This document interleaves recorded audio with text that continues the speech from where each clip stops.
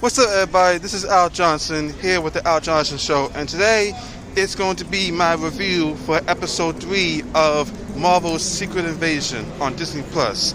Now, if you want to continue to be a part of the journey that is the Al Johnson Show, or you want to jump on board and be a part of the journey that is the Al Johnson Show, make sure you please do the following. Make sure you like, comment, subscribe, share, and make sure you also click the notification bell whenever new videos are released. Let's begin.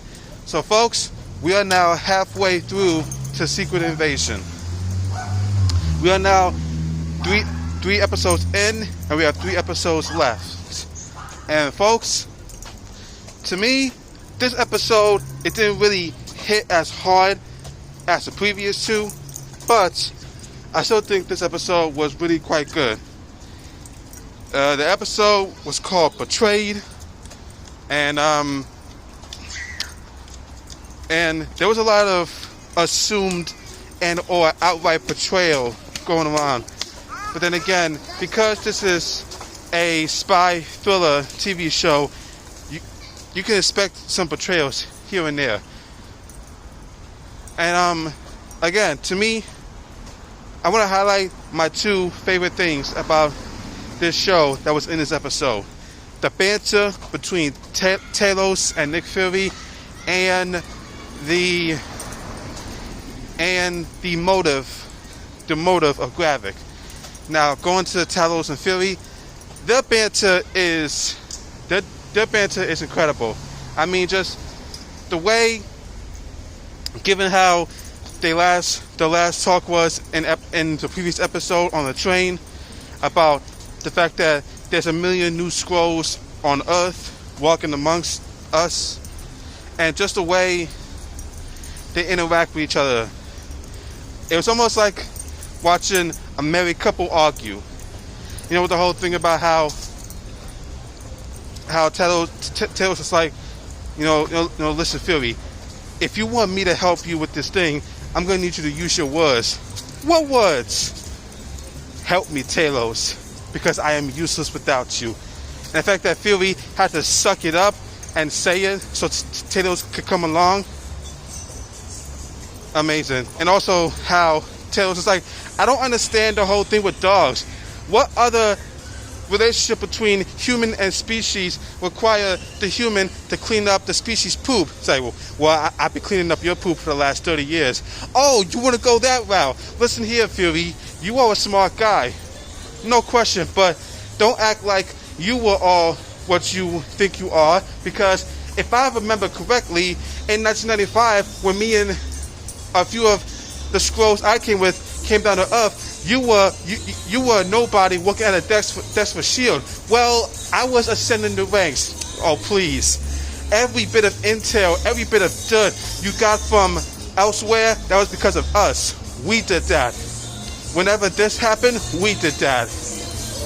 Now, oh, Philly, you're a smart man, but don't try to play revisionist history, because the man who made that history with you is right here. And you know what?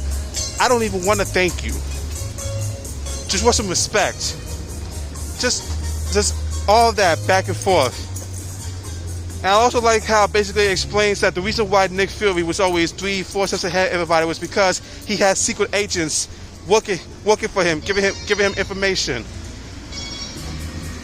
And I also really like the banter between them inside of the Navy officer's house. Like, hey, you want to get some rope to tie him up? Sure thing, boss.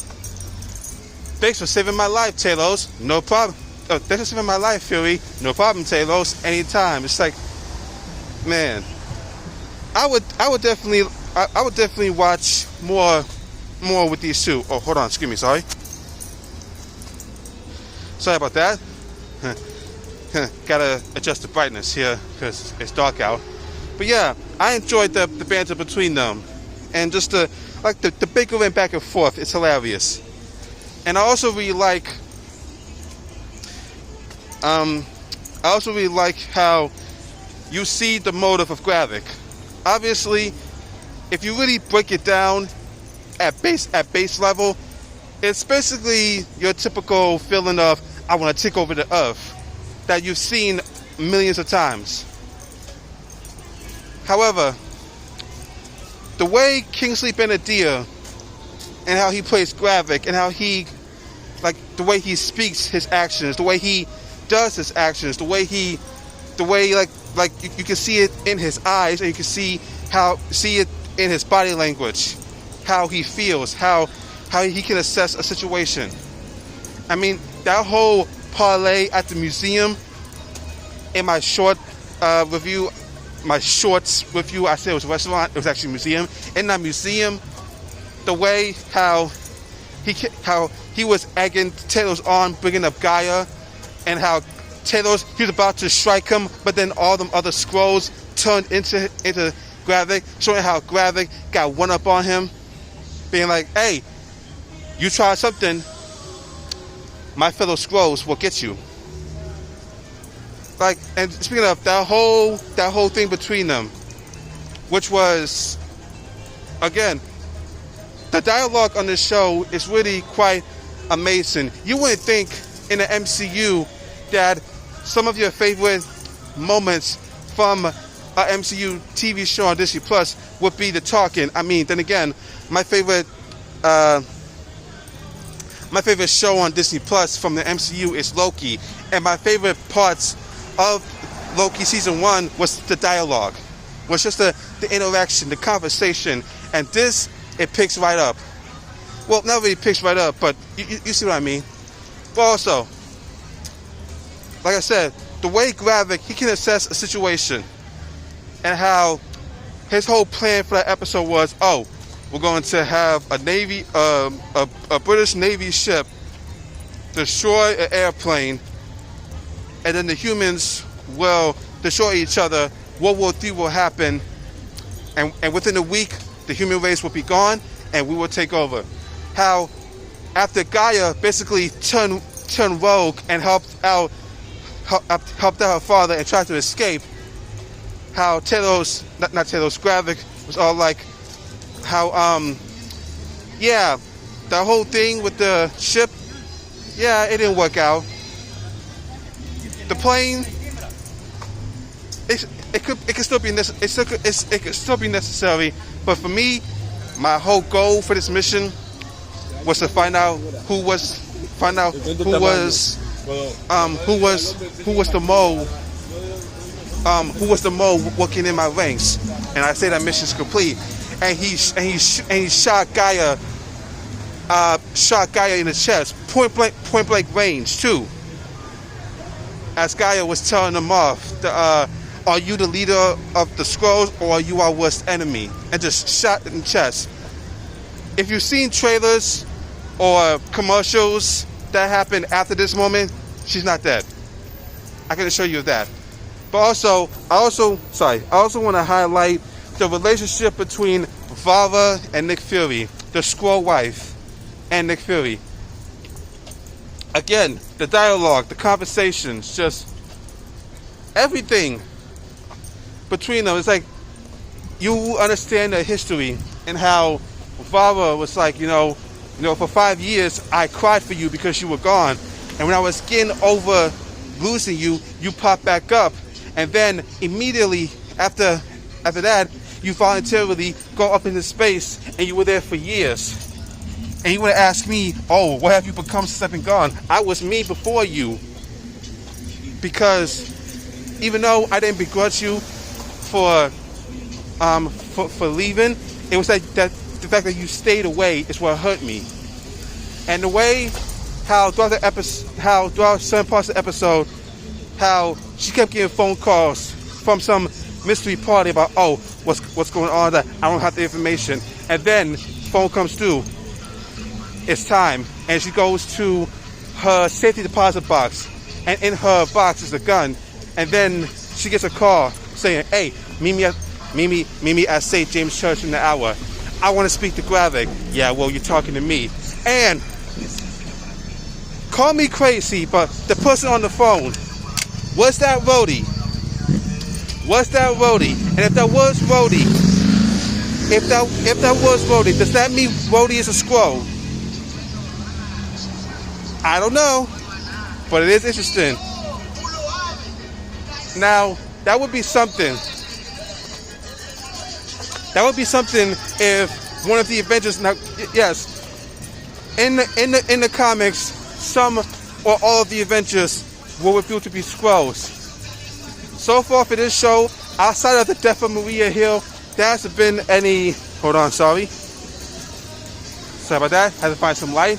Outside of the death of Maria Hill and Nick Fury being married to a Skrull, there's not one like biting moment that will hook people, other than just seeing the banter between Talos and Nick Fury and Olivia Colman, who the more I see her, the more I am charmed by her. So, you owe me an apology. You bugged up my beloved Hoot.